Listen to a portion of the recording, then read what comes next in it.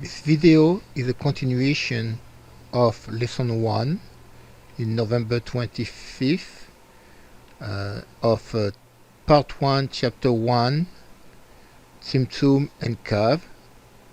This is discussions with question and answers. Was there any questions for Philippe or myself or anybody here? Real quick, when you're talking about strength and you're talking about desire and this thing called suffering, we have these things. We have desire, and you're saying, the more you desire this centeredness, this peace, this godhood, spirituality, wherever you want to label it, the more you desire this, it's just natural that the more you desire this, the less you actually suffer. Am I correct? Because by desiring this, it brings you to the awakening. And I'll give you a little example. I was going through scenarios in my head, and you've known me very well over the last few years, and I had to go through my humps, my crows and my collection of, ammo and guns and all that other stuff, and the whole Illuminati thing, the government. And I was thinking the other day, what would happen if I came home and my roommate burned down my apartment and I lost all that stuff? And I pictured it because I did come home and, the pizza was in the oven and the house was filled with smoke. The house wasn't burned down, but the house was just filled with smoke. And I thought to myself, I had to check myself real quick. And I had to think, I could have lost all of my stuff. And look how that made me feel. And that took me out of me being centered. And I thought to all of this teaching and everything else that, my desire, what's my desire for? Am I really learning from all of this study, or am I just using it, to gain and benefit from it because it makes me sound smarter? So you can see there, though, it's a perfect example of how fear overcomes, closes the light, and then drives us away from where we should be, which is a centered state. As soon as fear comes in, fear is the ego. Ego is always fear-based. As soon as fear comes in, and I'm worried about tomorrow, or I'm worried about yesterday, I'm not now. And when I'm not now, I instantly am not in unison with the light. I'm living in some other space that I'm clothing the light and not allowing it to help me.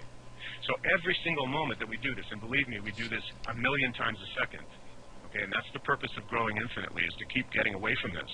But the strength we get in driving ourselves back to this balanced state, letting go of this fear, letting go of all of these things that drive us away from light, is the degree to which I allow the light to correct me, and then I'm driven upward into a higher state of perceptions.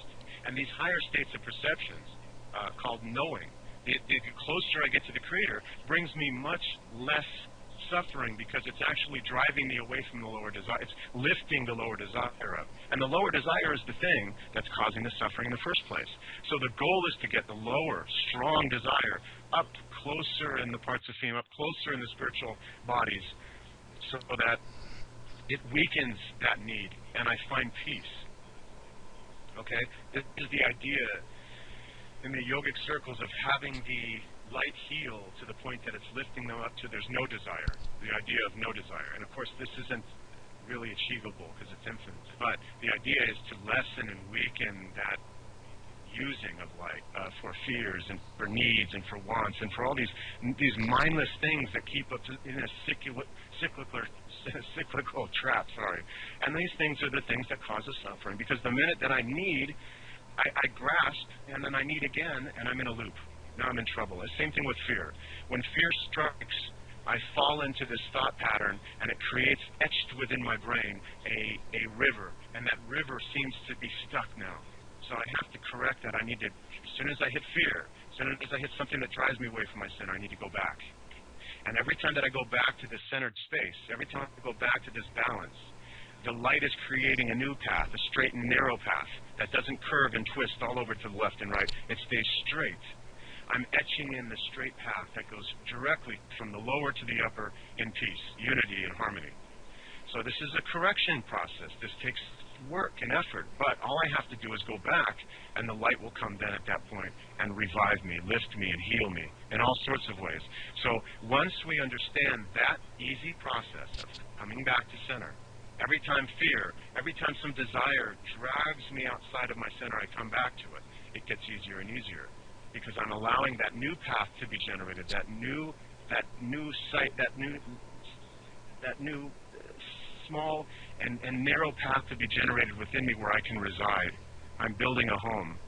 And as I keep building the parts of that home back in center, that home becomes beautiful. It becomes a place where I exist in the house of God. And so this is the process. We have to understand that. So, you jump in if you have something to say. Anybody? Hi, Raz. Can Hi you there. hear me? Hi, it's Alana. How are you? Good. Good. I just wanted to say something about letting go and staying in the moment and cleaving to our Creator. Maybe giving an example might help people as a technique. Living with insulin-dependent diabetes means that it's a life-threatening disease and you can die at any given moment if your blood sugar level gets low. And with this understanding that your life is so, what's the word? Well, you can die at any moment, but then it gives you this understanding that nothing is really important but being alive and God and our loved ones, and it kind of takes away the need for material possessions or the want for it, because you really kind of realise when you know that you're not really completely in control. Although you're driving your own car, you're driving your own body, you don't have that control. And if you can conceptualise that in the moment, that you really have only this moment, because in 5 minutes my blood sugar level could get so low that I could just collapse and either lose oxygen to my brain or pass out and hit my head. You bring yourself to your centre and just appreciate every minute in the moment, which means just literally walking the earth, filling yourself with God in you, being one, because that's really all you've got in the moment. Can I add something? Yeah. Getting yourself back to one is perfect. That's exactly what we're talking about. The added thing I would say here that's important to the path is to make sure that when I do center myself, it's not just bringing myself back to a centered state. It's including the desire. Okay, I have to include desire. So there's two parts to it. So Ilana's right that as soon as you get drifted off, bring yourself back immediately. But the second part of this is that I create within myself. See, my heart and my mind have to work together. I have an electromagnetic force. They have to create a torus. My heart has to be involved. It has to rise up and penetrate into the space of da'at, and that involves that heart. That heart must be that desire too, also. Okay, it's not enough for me to come back to center. This is just distracting myself away from what's out there.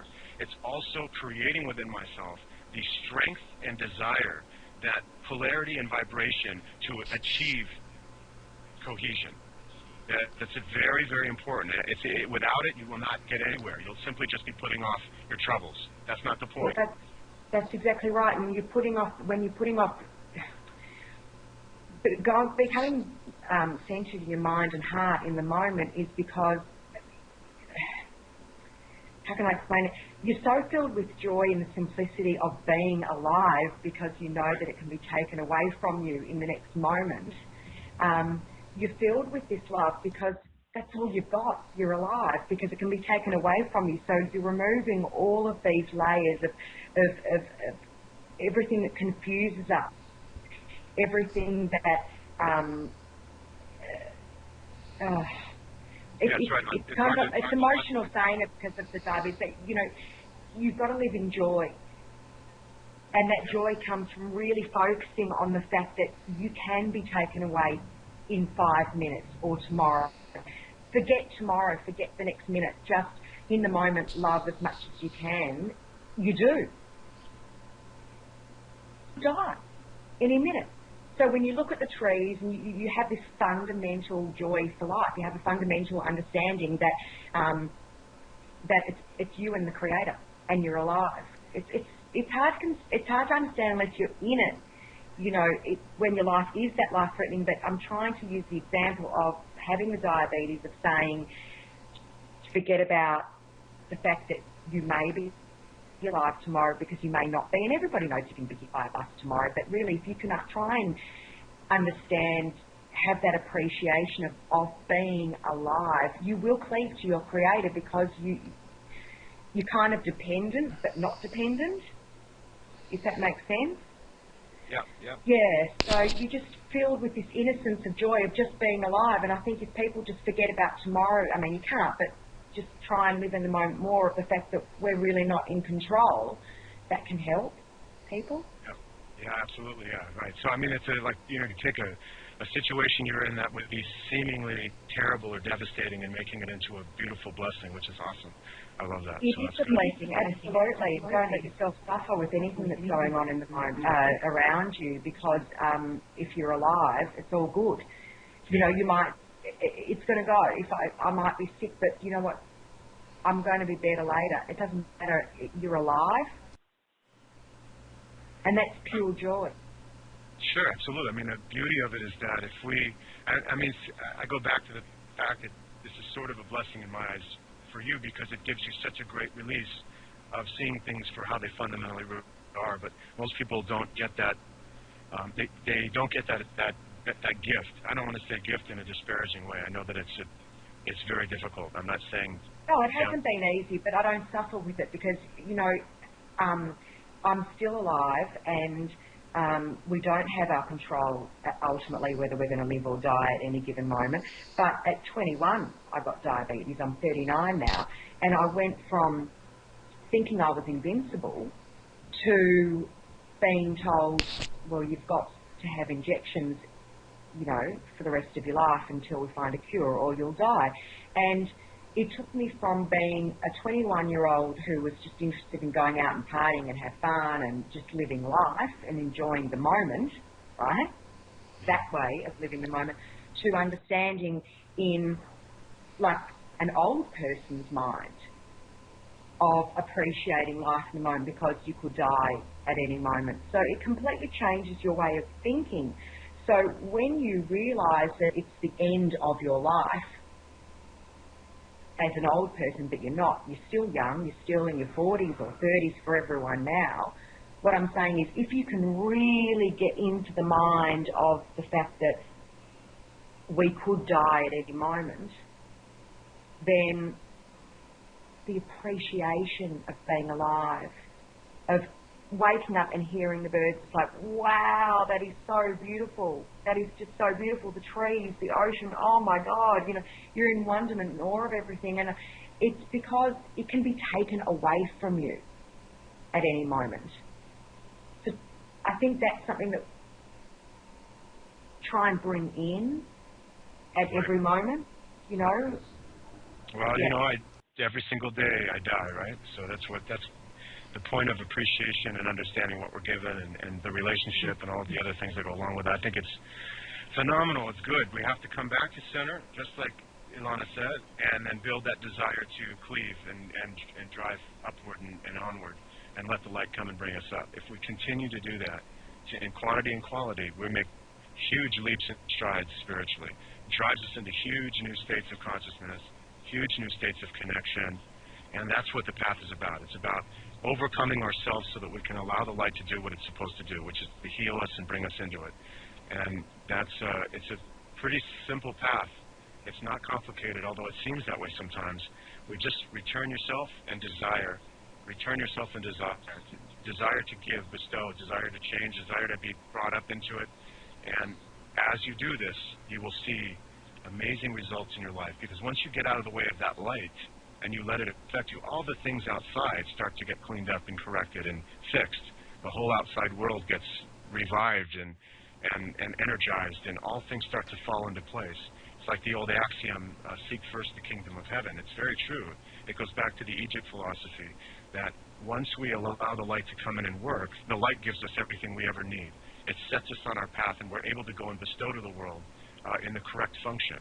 And that requires this little corrections in each moment. and in each thought, in each desire, in each action, and you know it's a beautiful thing.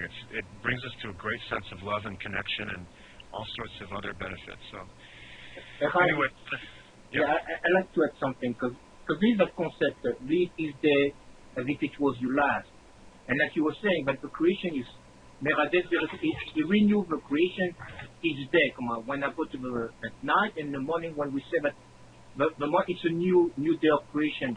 It's not that I have to fear death. It's not death in that sense. It's that death in the sense that what happened, all what I was yesterday, can be totally renewed today. It's not death that my body gonna die, because this is that someone was bringing. It's mostly depression. It will be viewed as a depressive mood or something, and also that is not totally true. There is no such thing as death per se. The body is like throwing a garment. I'm changing clothes today. I put my clothes into the laundry and I'm buying new clothes. That's what really death will be in the sense. But the possibility is to be able to understand that each moment is because God created. There is no stopping. The life is as a constant. There is no sometimes it is, sometimes it is not. Sometimes God created a long time ago and now there is no creation, no process. The process is a constant. The life is constant. There is no that's what we have to try to understand in a sense. That's why when I look at my life, if I think that after this is there as if it was new, or if it is a new day and today is my last day, in that sense that it is today that I'm receiving the life that is renewing me at all times. Yes, go ahead, Johnny. Can I just, I appreciate everything Ilana said, but can I just flip the coin on that one? That I've just been through a huge change in my life. I think a few of you know what's been going on, and the process has taken about 6 months. And I appreciate what Alana says, that it's in thinking you could die that you suddenly get these moments. Well, I've just been through a process, and I haven't had to die. I've had to die with one life and come to England, back to my roots, to another life. And all that Raz was talking about before, about the letting go and the possessions and things like that, I've had physical and proof of that.